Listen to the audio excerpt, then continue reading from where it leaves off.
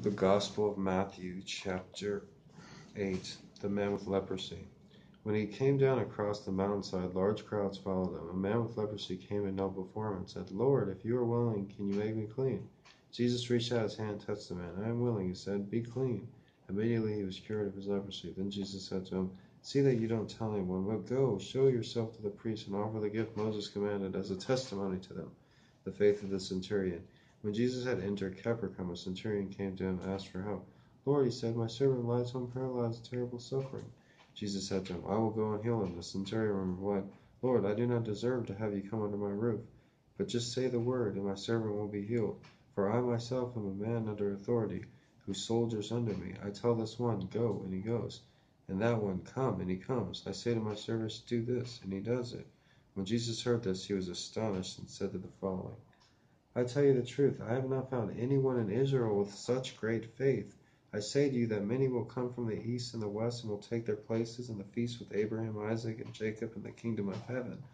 But the subjects of the kingdom will be thrown outside into the darkness, where there will be weeping and gnashing of teeth." Then Jesus said to the centurion, "Go, and it will be done, just as you believed it would." And his servant was healed at that very hour.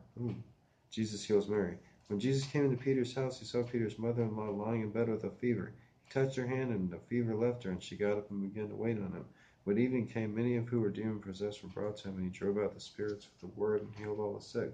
This was what the prophet Isaiah. He took up our infirmities and carried out our diseases. The cost of following Jesus. When Jesus saw the crowd around him, he gave orders to cross to the other side of the lake.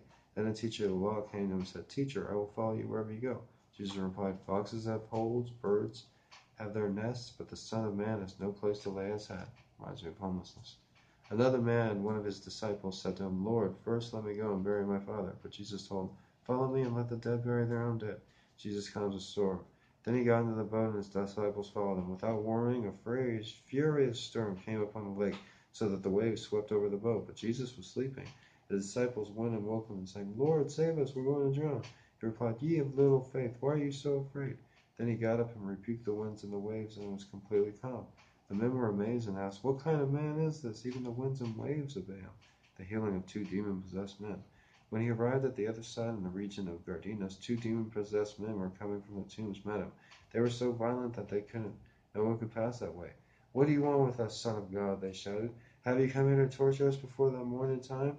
Some distance from a large herd of pigs was feeding. The demons begged Jesus, "If you drive us out, send us into the herd of pigs." He said to them, "Go."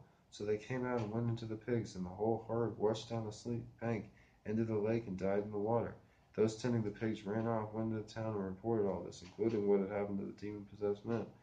Then the whole town went out to meet Jesus, and when they saw him, they pledged with him to leave their region.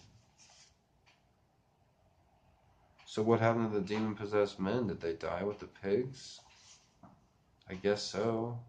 And the people minding the pigs ran to tell the town. He said to them, "Go." So they came out and went into the pigs, and the whole herd rushed down the steep bank into the lake and died in the water. Those tending the pigs ran off, went into the town, and reported all this, including what had happened.